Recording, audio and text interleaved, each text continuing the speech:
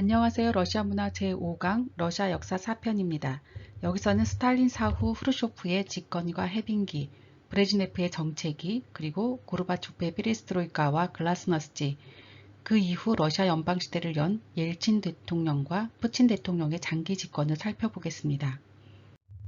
1953년 3월 5일 스탈린 사망 후 4인방 즉 스탈린의 측근 말레니코프, 비밀경찰의 수장 베리아, 당 기구의 확실한 지지 기반을 다져놓은 후르쇼프, 그리고 불가린 등이 후계자로 물망에 오르게 됩니다.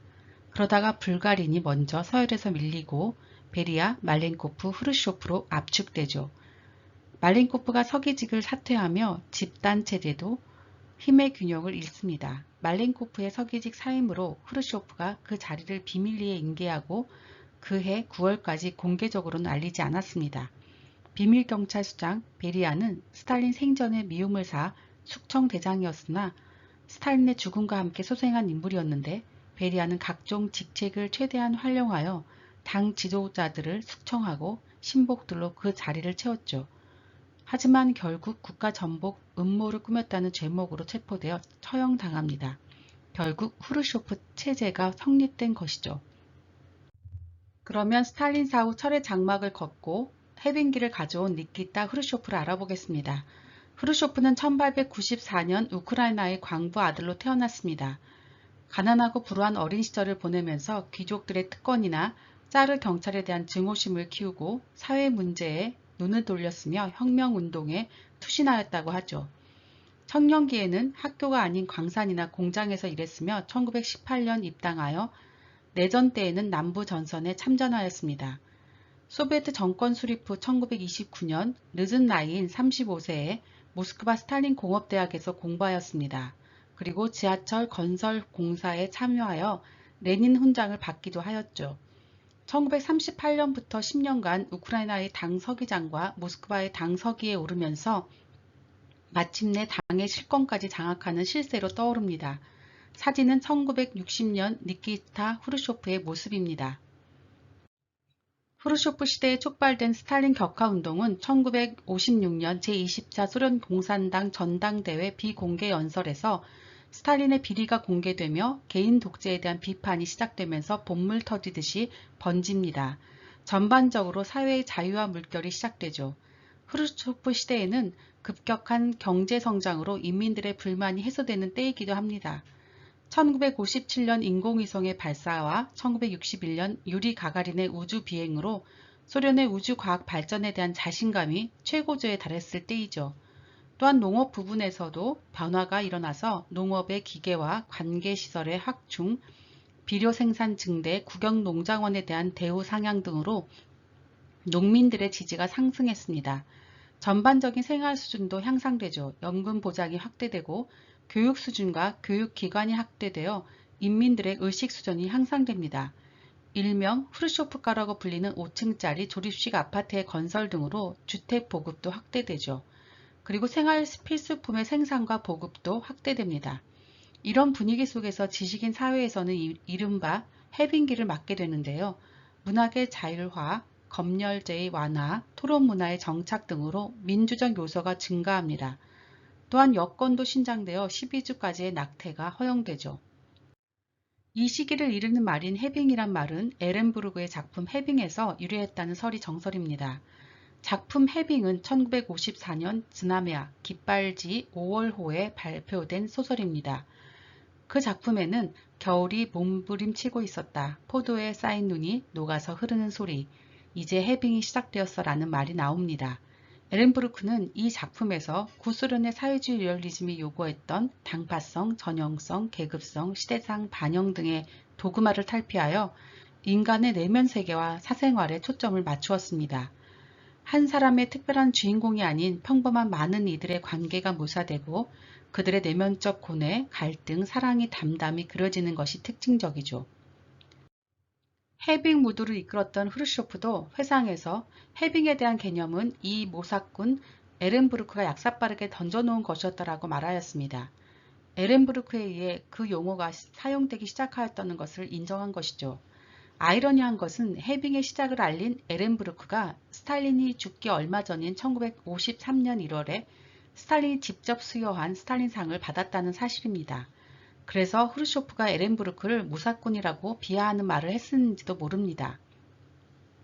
이 시기 구소련 문학계에서는 노브이미르, 신세계지를 중심으로 블라지미르 두진제프의 빵만으론 살 수 없다, 솔제니친의 이반 데니소비치의 하루 등이 발표되었고, 보리스 파스르나크가 1958년 노벨문학상을 받으면서 창작 활동의 자유스러운 분위기는 더욱 고조되었습니다. 사진은 당시 노브미르지의 편집장 뜨바르도프스키와 노브미르지의 표지입니다. 이 사진은 최초의 인공위성 스푸트닉 1호입니다. 1957년 10월 4일 발사에 성공하여 소련의 우주과학 산업의 발전을 입증하였죠. 사진은 1961년 4월 12일 최초의 유인 우주선의 발사 모습과 우주인 유리 가가린입니다. 우주 비행을 성공한 후 전소련 지역과 세계를 돌며 소련 우주과학의 상징으로 역할을 했던 유리 가가린은 1968년 연습 비행 도중 추락해 사망합니다. 유리 가가린의 사망에 대해서는 여러가지 음모론이 나돌기도 했었죠. 이 사진은 후르쇼프 시대에 건축된 일반 아파트, 일명 후르쇼프가입니다.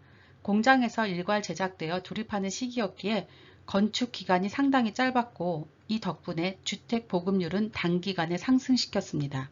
하지만 소음이나 단열 등에 취약했죠. 후르쇼프가와 비교되는 스탈린가의 모습입니다. 주로 스탈린 시대의 벽돌로 지어진 단단한 공동주택을 말합니다. 후르쇼프 시대에는 낙태가 허용됩니다. 여권 신장의 일환으로 취해진 조치로 세계 3위 안에 드는 낙태율을 자랑하기도 하지만 여권 신장이라는 취지에 의미 있는 조치였습니다. 표는 세계의 낙태율을 나타낸 것이고 1위가 중국, 3위가 러시아였습니다. 2위는 미국이었죠. 다음은 농업 정책의 실패 등으로 후르쇼프가 실각한 후에 정권을 잡은 레오니드 브레즈네프를 살펴보겠습니다. 레오니드 브레즈네프는 1906년 지금의 우크라이나 지역 금속 공장 노동자 집안에서 태어났습니다. 15세부터 제철소에서 근무하였으며 후에 야금학을 배워 제철소 기사가 되었죠. 1923년 꼼소볼 가입을 시작으로 공산당 활동을 시작하였습니다. 1931년 소련 공산당에 입당하였으며 1937년 우크라이나 공산당 간부, 몰도바 당위원회 제1서기, 1939년에는 현재의 우크라이나 드네프르주 당위원회 서기에 올라 방위산업을 조직하였습니다. 1941년부터 45년까지의 독소전쟁 중에는 군정치위원으로 활약하였고 이런 공로가 인정되어 1950년에는 소비에트 최고회의 대의원으로 선출되기도 했죠. 사진은 1927년 빅토리아 데니소바와 결혼한 해의 모습입니다. 1953년 3월 스탈린이 사망할 당시 브레즈네프는 국방부 정치국의 부국장직을 수행하고 있었습니다. 그 후 1954년 카자흐스탄 공산당의 제2서기직으로 전임되죠. 그 직책에서 니키타 후르쇼프의 직계 부하가 되어 후르쇼프의 야심적인 카자흐스탄 처녀 유효지 개발 사업을 정력적으로 수행하면서 카자흐스탄 공산당 제1서기까지 승진했습니다. 1956년에는 러시아 공산당 중앙위원회에 다시 선출되고 1년 후에 후르쇼프의 제거를 꾀한 반당 분자들의 숙청 작업을 충실히 이행한 후 1960년 5월 7일 최고 간부회의의 정회원으로 꼽혔으며 명목상의 소련 국가 원수인 최고 소비에트 간부회의의 의장에 선출되었습니다.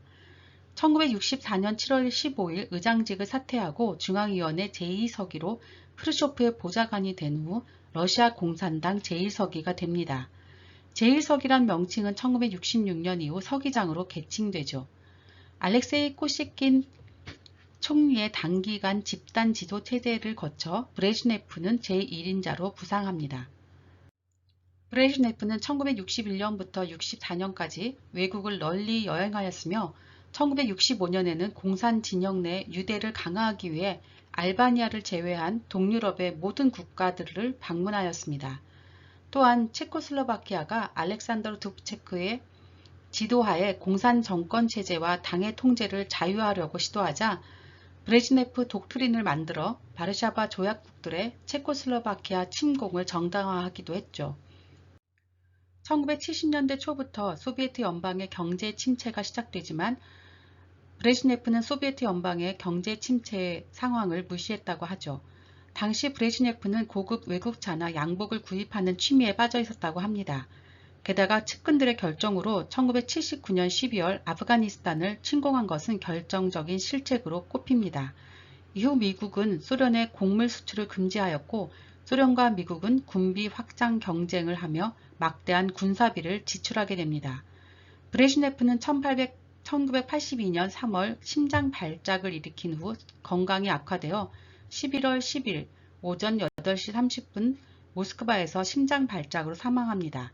사진은 크렘린 벽의 브레즈네프 묘입니다. 소련 정체기의 주역이었던 브레즈네프에 대해서는 다음과 같은 농담들이 있습니다. 눈썹은 검고 진한데 말은 길고 공허하다. 그는 원수이고 영웅이다. 정확히 알아맞추는 사람은 10년형을 받을 것이다. 소련 역사상 처음으로 5개의 영웅 훈장, 즉 1개는 사회주의 노동 영웅, 4개는 소련 영웅 훈장을 받은 영웅이다. 비교로 후르쇼프는 사회주의 영웅 훈장 3개, 소련 영웅 훈장 1개를 받았었습니다. 도미노 게임을 좋아하고 ЦSKA 하키팀 열성 팬이었으며 스파르타크 축구팀의 팬이었습니다. 이런 농담은 소련이 경제 침체에 빠졌는데 그것을 해결하는 노력보다는 그런 사실을 무시하고 도미노 게임이나 하키, 축구 경기에 빠졌던 브레즈네프를 비판하는 말인 것 같습니다. 이후 유리 안드로포프가 집권합니다. 안드로포프는 브레즈네프가 사망한 1982년 11월부터 15개월 뒤 사망할 때까지 공산당 중앙위원회 서기장을 역임합니다. 안드로포프는 1914년 철도 노동자의 아들로 태어나서 전신기사, 영사기사, 볼가강 뱃사공 등 여러 일을 전전하다가 기술대학에 입학합니다.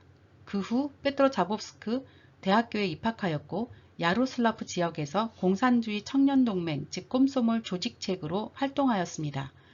1939년 공산당에 입당하였으며 1940년부터 44년까지 꼼소몰 의장을 역임하였죠. 1951년 모스크바로 정근하여 공산당 서기국에 배속됩니다.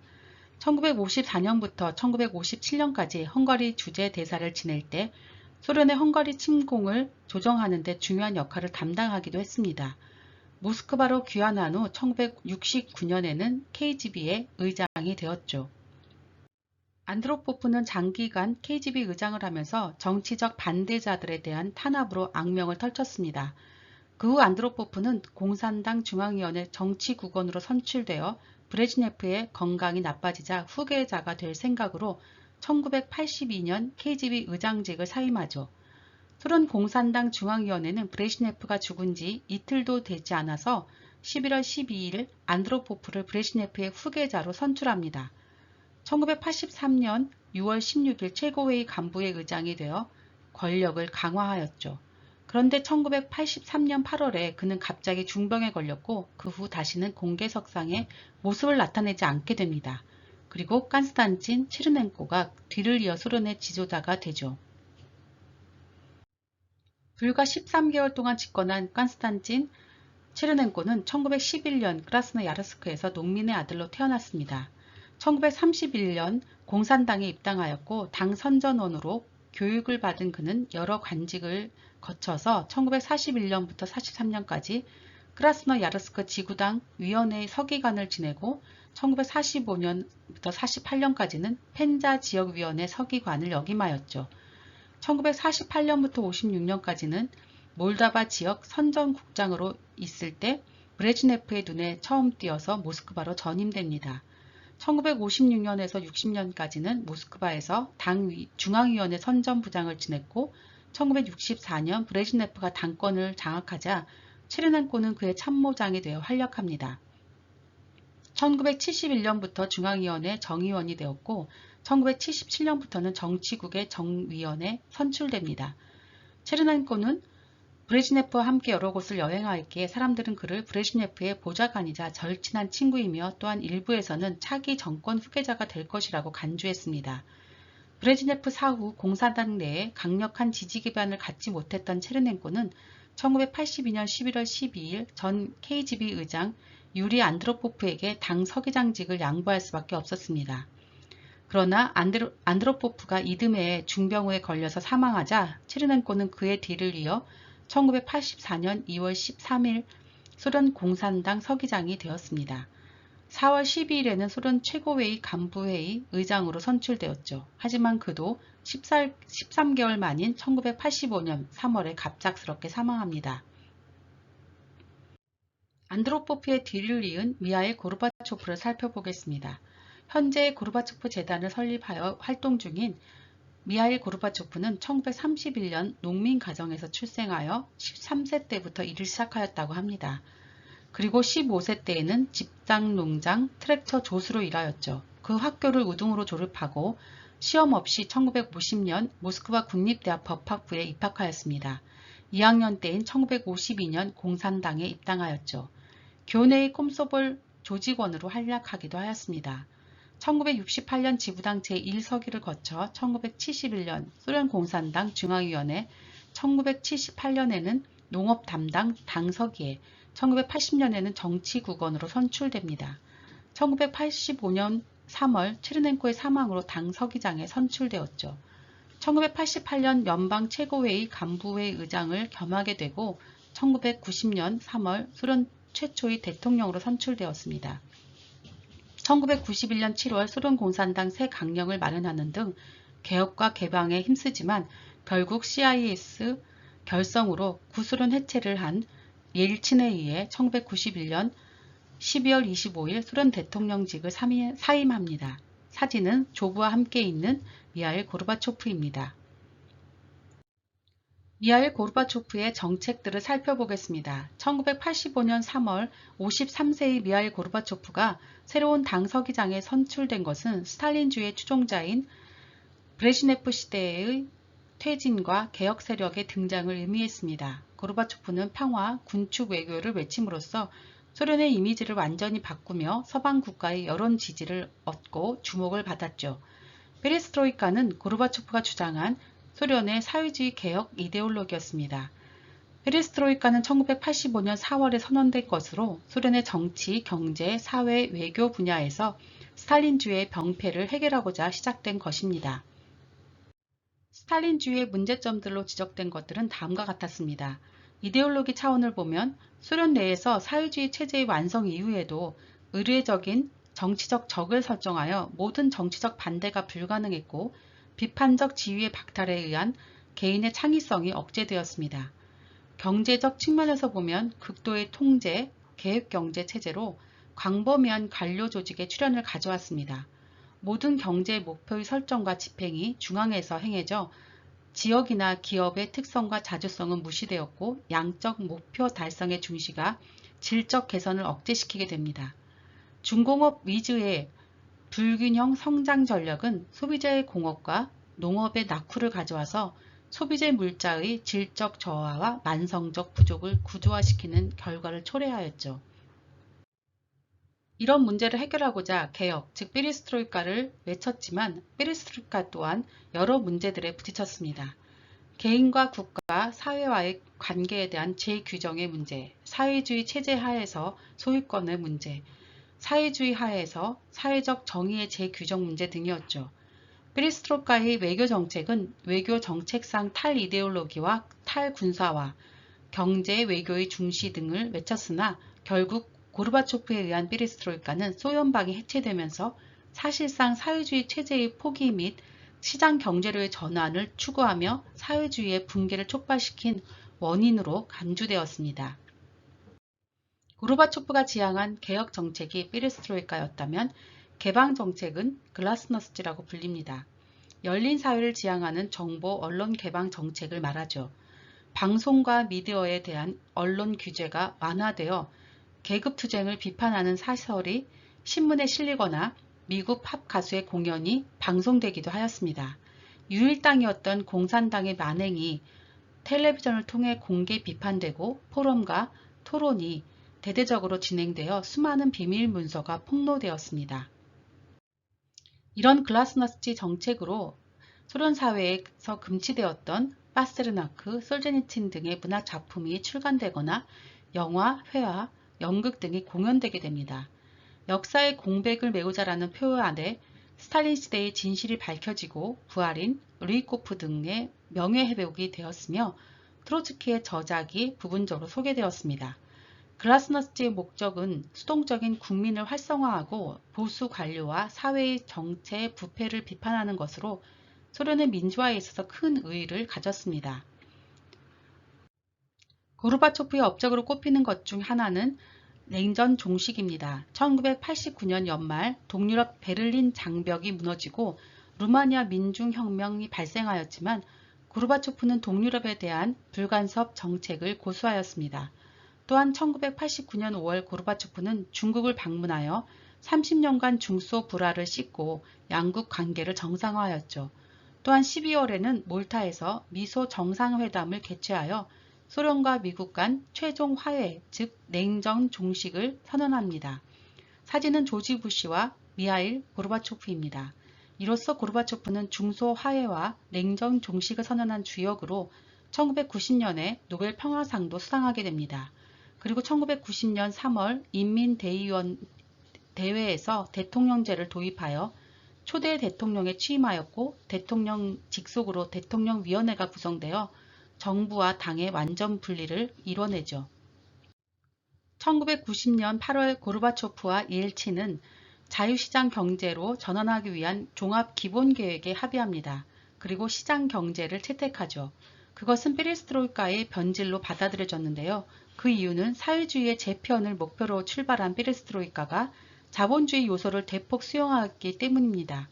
더구나 정치적으로는 발트 3국과 그루지아 등 분리 독립운동이 점점 더 치열해져 혼란한 상황이었습니다. 이런 혼란을 틈타 보스 쿠데타가 발생합니다. 1991년 8월 18일 밤 보수 세력 8인으로 구성된 비상사태위원회가 크림에서 휴가를 보내고 있던 고르바초프를 체포하고 전국에 계엄령을 선포한 것이죠. 하지만 소련 국민들의 거센 반발에 부딪히게 됩니다. 8월 20일 전국의 주요 도시에서 80만 명에 이르는 국민들의 반쿠데타 집회와 시위가 열리게 됩니다. 결국 보수 쿠데타는 실패로 끝나고 전차 위에서 쿠데타 반대와 민주화를 외친 옐친의 권력을 강화하는 계기가 됩니다. 1991년 12월 8일 옐친은 민스크를 행정수도로 하는 독립국가연합 CIS의 결성을 선언합니다. 1991년 12월 21일 알마타에서는 1992년 1월 1일부로 독립국가연합을 발족한다는 전제하에 그루지아를 제외한 11개 공화국이 이 협정에 서명하였습니다. 15개 공화국은 모두 독립국가가 되었고 유라시아 대륙 북부에 독립국가연합이 형성되었죠. 1993년 그루지아도 CIS에 가입하게 됩니다. 결국 1991년 12월 25일 소련은 완전히 붕괴되고 고르바초프는 대통령직을 사임합니다. 이렇게 해서 1922년 스탈린에 의해 구성되어 69년간 지속된 소비에트 사회주의 공화국 연방은 해체됩니다. 고르바초프의 사임을 압박하고 정권을 쥔 보리스 옐친을 살펴보겠습니다. 옐친은 고르바초프와 동갑인 1931년생이며 우랄주 부투카 마을의 농민 가정에서 태어났습니다. 베레시니키의 푸시킨 고등학교를 졸업하고 1955년 빼름주의 우랄 기술대학교를 졸업하였습니다. 그 후 건축기사로 일하다가 1961년 공산당에 입당하였죠. 1976년 스베르드롭스키주 당서기에 역임되고 1986년부터 88년까지는 소련 공산당 정치국 후보 국원을 지냈습니다. 그런데 옐친이 미하일 고르바초프의 개혁 정책을 비난하자 당은 그를 해임시킵니다. 그리고 1990년 러시아 소비에트 연방사회주의 공화국 최고 소비에트 의장이 되었고 그해 7월 12일 공산당에서 탈당하면서 독자적인 행보를 시작합니다. 1991년 8월 소련에서 보수 쿠데타가 일어났을 때 옐친은 현재의 러시아 정부 청사 앞에서 국민들의 반대 시위를 주도함으로써 대중적 지지를 획득하죠. 1991년 12월 민스크에서 구소련 폐지와 CIS 창설에 대해 합의함으로써 러시아 연방시대를 열었습니다. 결국 1991년에 실시된 대선에서 57.30%의 득표율로 당선된 이후 1999년 12월 31일까지 러시아 대통령직을 역임하였죠. 러시아 연방 초대 대통령으로서 옐친은 경제 회복을 위해 1992년에 미국 경제학자에 의한 충격요법을 도입합니다. 이는 급진적이고 단기간 내에 자본주의 경제 제도들을 도입하는 것이었습니다. 옐친은 국가 보조금의 철폐, 상품 가격의 자유화, 국영기업의 사유화, 군수산업의 민영화 등의 정책을 시행했습니다. 그러나 이런 급진적인 정책은 고스란히 국민의 피해로 돌아갔습니다. 1992년 가격 자유화로 시작된 일련의 경제개혁이 실패하게 되면서 국가 재산이 빠른 속도로 사유화되었고 병원이 민영화되면서 의료 시스템이 붕괴되었으며 살인적인 인플레이션이 발생했습니다. GDP가 급격히 감소하였고 실업자는 2천만 명에 달했습니다. 국민의 90% 이상이 절대 빈곤선 이하로 전락하게 되죠. 살인적인 인플레이션으로 1996년 6월 화폐 개혁을 실시하여 1000루블을 1루블로 만들었습니다. IMF의 차관을 받으면서 경제 회복을 시도하지만 결국 1998년 8월 17일 검은 일요일로 불리는 모라토리엄을 선언합니다. 그 결과 루블화는 50% 평가절하되고 주식시장은 붕괴하였으며 대규모 은행들도 파산하였습니다. 게다가 국내 상황도 혼란스러웠습니다. 소련 붕괴 후 1991년 체첸의 지도자 두다예프가 독립을 선포하고 그 후 체첸 공화국의 대통령으로 선출됩니다. 그러자 체첸의 독립 선포를 묵과할 수 없었던 옐친은 체첸 침공을 결정하죠. 1994년 12월 11일 4만 명의 러시아 군인들이 체첸으로 파견되어 수도 그로즈니를 탱크로 공격하지만 그 결과는 공격군이 고립되고 괴멸당하게 됩니다. 1995년 4월 6일에서 8일에는 내무부 소속 특수병력이 샤마슈키에서 민간인들을 대량 학살하고 샤마슈키 학살 1년 뒤 러시아는 로켓을 발사하여 두다예프 대통령을 살해했으나 전쟁은 계속됩니다. 결국 1996년 8월 러시아를 대표하는 레베드 장군과 체첸의 지도자 마사도프가 평화협정에 서명하면서 체첸인들은 독립을 얻었고 영토를 온전히 보유하게 되어 러시아의 패배가 인정되었습니다. 여러가지 악재 속에서 1999년 12월 31일 정오 12시에 옐친 대통령은 돌연 사임을 발표합니다. 푸친 총리를 대통령 권한대행으로 임명하죠. 옐친은 재임 기간 중 수상이 6번이나 교체됩니다. 1992년 가이다르, 92년부터 98년까지는 체르나미르딘, 98년에 키리엔코, 98년에 체르나미르딘, 98년부터 99년까지는 프리마코프, 99년 스체파신, 그리고 99년의 푸친이었죠. 이런 잦은 총리의 교체는 옐친이 후계자를 두고 얼마나 고심을 했는가를 보여줍니다. 결국 옐친은 사임 후 2007년 4월 23일 심장병으로 사망합니다. 사진은 노보드비치 사원의 옐친 묘입니다.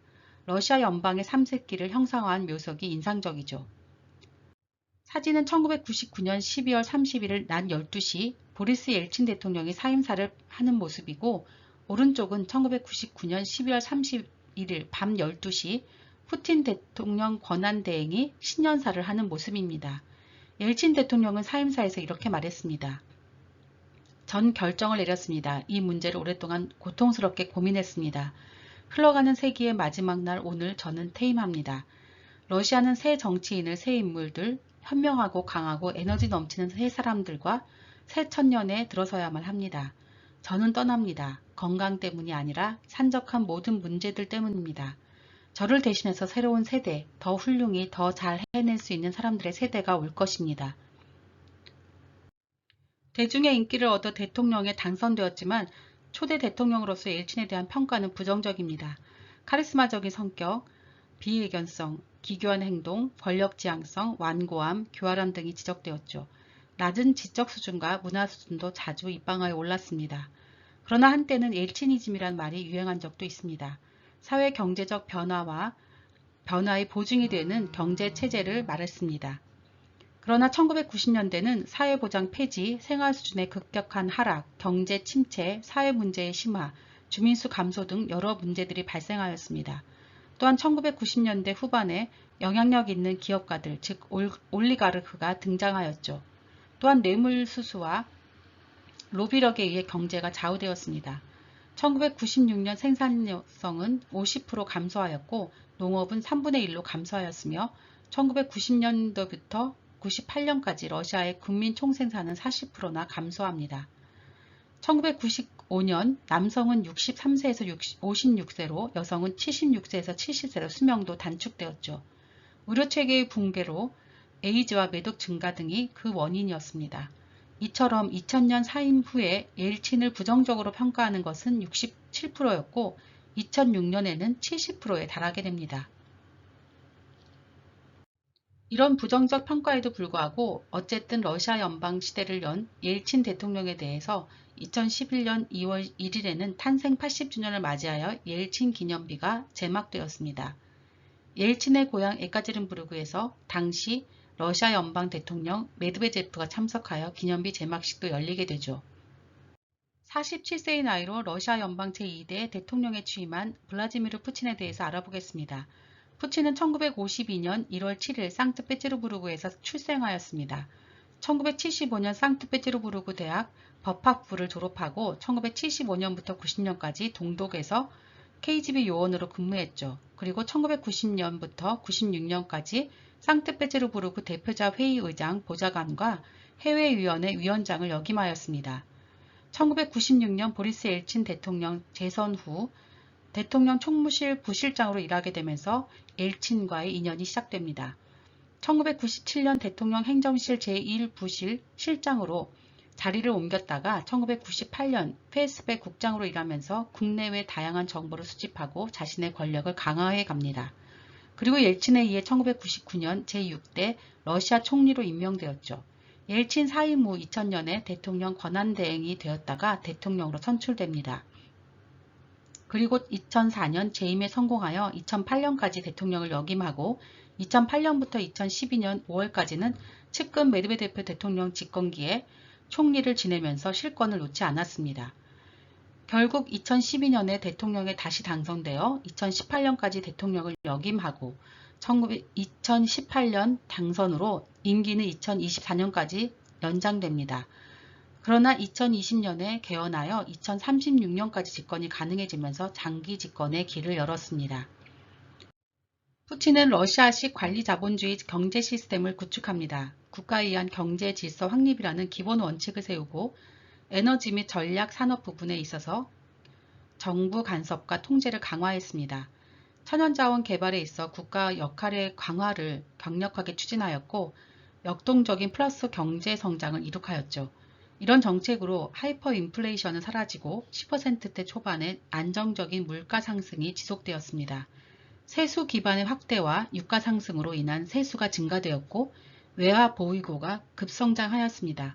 그러므로 러시아 정부의 외채 상환이 이루어졌으며 주가지수 증대, 외국인 투자 증대, 최저 생계비 미만의 소득을 지닌 급빈층 감소, 국가 신용 등급이 지불불능에서 투자 적격으로 상향되었죠. 푸틴과의 20년이란 비교표를 보면 이런 경제 성장을 말해줍니다. 1999년과 2019년의 지표들을 비교한 것이죠. 국내 총 생산은 14,530억 달러에서 43,580억 달러로 인플레이션 수준은 85.7%에서 3.7%로 평균 월급은 1,523달러에서 43,400달러로 평균 연금은 56달러에서 690달러로 늘어났습니다. 평균 수명은 남자 59.9세에서 67.7세로 여자는 72.4세에서 77.9세로 늘어났죠. 인구 1000명당 자동차 수는 130대에서 310대로 증가하였습니다. 이런 비약적인 경제 성장을 이룬 푸틴에 대한 긍정적인 평가들은 러시아 연방 내에서 적극적으로 홍보되고 있습니다. 장기 집권을 걸각했죠. 푸틴에 대한 책들만 봐도 순위에 드는 것만 130여 권이고 세계 각국 언어로 번역되었습니다. 총 500권이 넘는다고도 알려져 있죠. 사진은 체첸 지역 인권 문제 등을 취재하고 반푸틴 운동을 하다가 청부살인 당했던 안나 폴리티콥스카야의 추모벽입니다. 안나 폴리티콥스카야는 자신의 아파트 엘리베이터에서 총에 맞아 살해당하였죠. 2000년부터 2018년까지 18년 동안 143명의 기자들이 살해당한 것으로 알려져 있습니다. 그 외 많은 수의 기자들이나 반푸틴 인사들이 의문사나 돌연사, 사고사 등으로 죽거나 행방불명되었습니다. 사진은 모스크바의 푸틴 반대 시위 모습입니다. 푸틴 없는 러시아를 외치고 있지만 조만간의 미래에는 실현 불가능하지 않을까 생각됩니다. 러시아 문화 제5강 러시아 역사 4편이었습니다. 감사합니다.